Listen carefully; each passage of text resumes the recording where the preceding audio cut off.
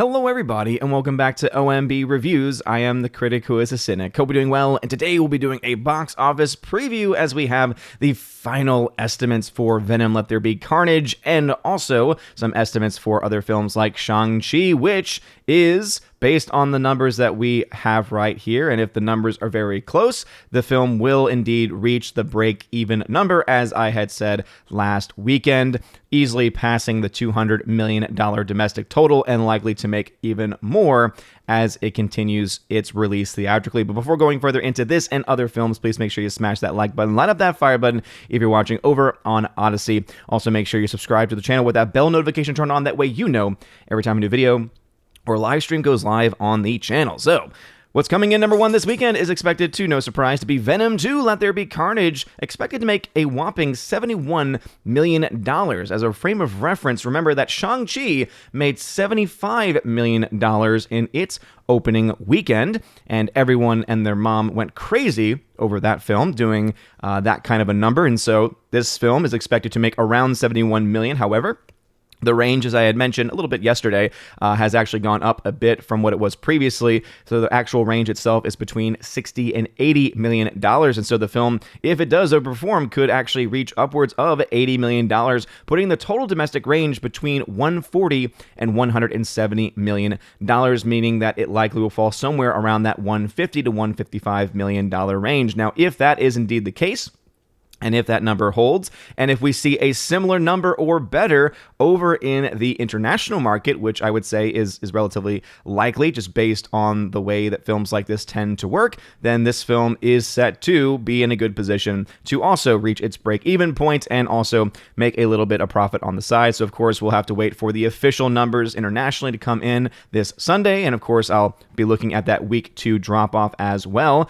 And, again, things are looking so far pretty good for Venom, Let There Be Carnage, and Sony's decision to have it be put out into theaters. Specifically, it's coming out in over 4,000 theaters at that, so it's got every opportunity to do well. But as I had mentioned just the other day, I know that there are some theaters that are on the empty side of things, which of course does make sense in the midst of people still being terrified even just to leave their houses during these pandemic times. So we'll have to wait and see how close it gets to that $71 million. If it exceeds that number, if it falls closer to the $60 million, and of course what that week 2 drop-off is going to be. To me, one of the bigger stories, though, is Shang-Chi, which will be making another $6.2 million this weekend, having its biggest drop from week to week, but this going into, I believe it's its 5th week, with a 52% drop, still at over 3,000 screens, putting its domestic total around $206.1 million, meaning this film is very well on pace to make probably upwards of $215 to $220 at least, domestically by the end of its run, again, easily surpassing that $200 million mark. And also, as of the end of this weekend, if it just makes $1 or $2 million in the international market, which is, as I said before, pretty much a guarantee at this point, then it will reach that break-even number and even surpass it. So Shang-Chi is looking to be a profitable film for Disney. Wow.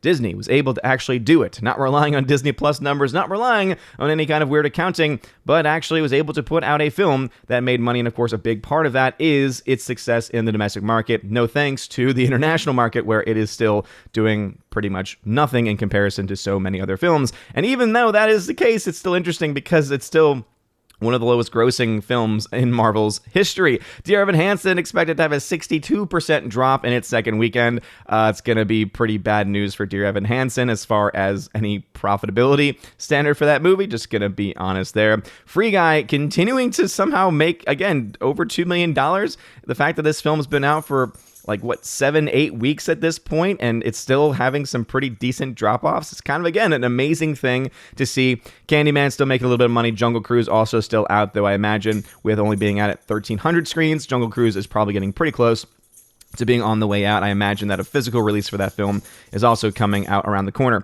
Other films coming out this weekend, though, are The Addams Family 2. Never saw the first animated one, but I heard some good things about it. I heard that it was pretty respectable to the lore itself. Expected to make a respectable $16.1 million, where The Many Saints of Newark, which is a prequel to The Sopranos, set to make $9 million, but this is, again, going to be a day-and-date release on HBO Max, and so that is likely going to have an impact on the bottom line of that and we'll have to wait and see. I doubt the budget for this film is going to be very high. And so, again, I'll do the full box office breakdown on Sunday. And we'll, of course, have to wait and see exactly what that looks like. But as I mentioned before, about a couple of things. First off, Venom, right? Venom cost around $110 million. So again, the budget finally came out for the film. $110 million is the budget, which means the marketing is at least $165 million. And as I mentioned, right, there's always the chance of it being a little bit higher, especially because of delays and because of just time passing on. So right now, the break-even number for that movie is set to be around 247.5. So if it is able to make around that 150 domestic number, and it's able to match it or do better internationally, which I would say is a pretty good chance, especially if it's going to be opening in a lot of other markets, then I think that it's looking pretty good for this film to reach its break-even number. Of course, that is with the caveat, if a lot of the money comes from places like China, for instance, that will have a big impact because the commies like to take 75% of the entire box office. And don't forget, any studio that works with China is going to be giving millions upon millions of dollars to a country that kills, sterilizes, etc. Tons and tons of people. Always got to put it out there. Got to be very important to put that stuff out there. As far as some other films coming out, as I said, Dear Evan Hansen needs to make $70 million by the end of its run to break even. Not likely going to reach that with the very, very large drop that it is seeing in its second weekend after only making $7.5 million in its first weekend. Talking a little bit about what we saw with Shang-Chi. Remember that for Shang-Chi, because of the $150 million budget, $225 million when you add in marketing costs, it means that $375 million is the break-even number. As of right now, based on what's been reported, we are at $366 million.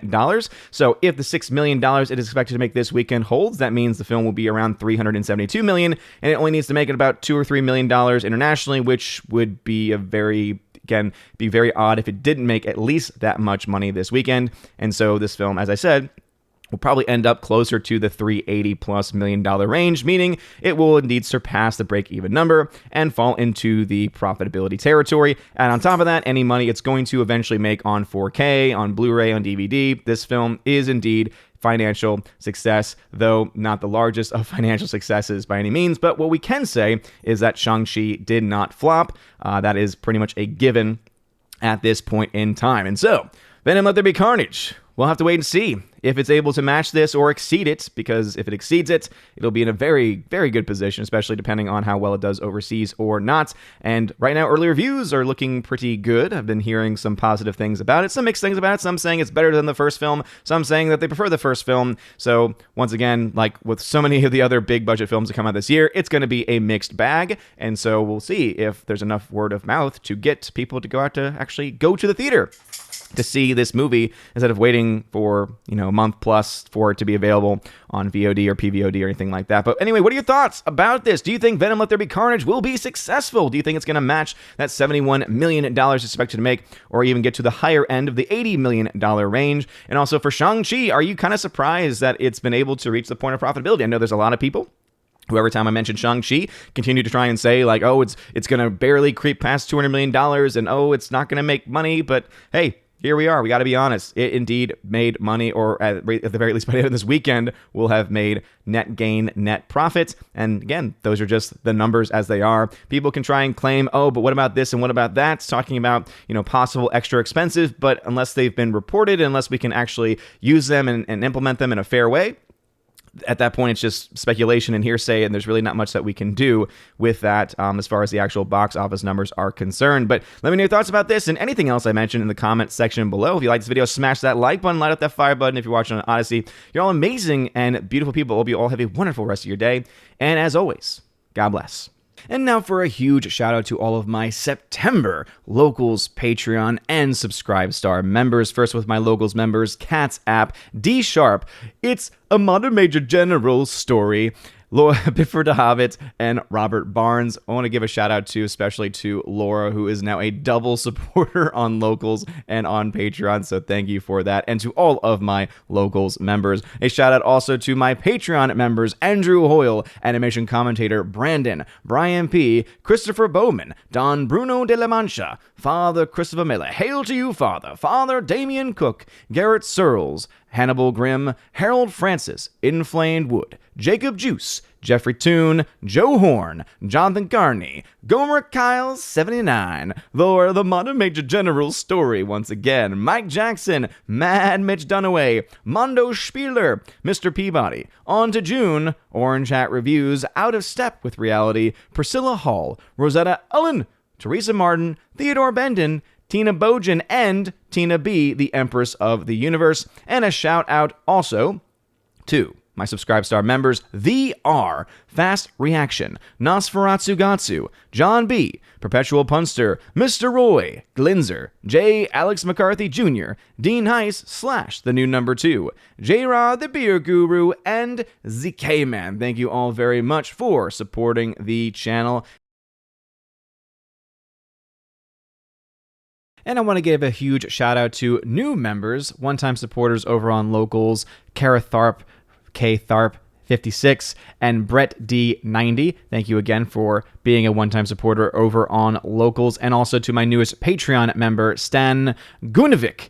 And hopefully I pronounced that correctly, but thank you for being my newest members. It really does mean a lot. And if you want to have your name shouted out at the end of every single video or live stream on the main channel, please check out the links in the description below, specifically that top link, which will bring you to all of the links to my various social media pages and also places of support as well. And remember that if you join at the Army of Asgard level, you also get access to giveaways of 4K titles. Right now, I have a live giveaway of Snatch on 4K Steelbook. I've also got ones for Dread, Wrath of Man Blu-ray. I've also got A Quiet Place Part 2 on 4K. I've got Top Gun on 4K, Sicario on 4K, tons of films and more to come, especially as more films are getting released for those giveaways. At the Keeper of the Bifrost level, you get all of that, plus you get access to an exclusive podcast that I do with John the Flick Pick Flickinger. Not only do you get to listen to the podcast, you also get to ask questions that we answer as much as we can and as fully as we can in a much more, I guess you could say, uncensored way, but again,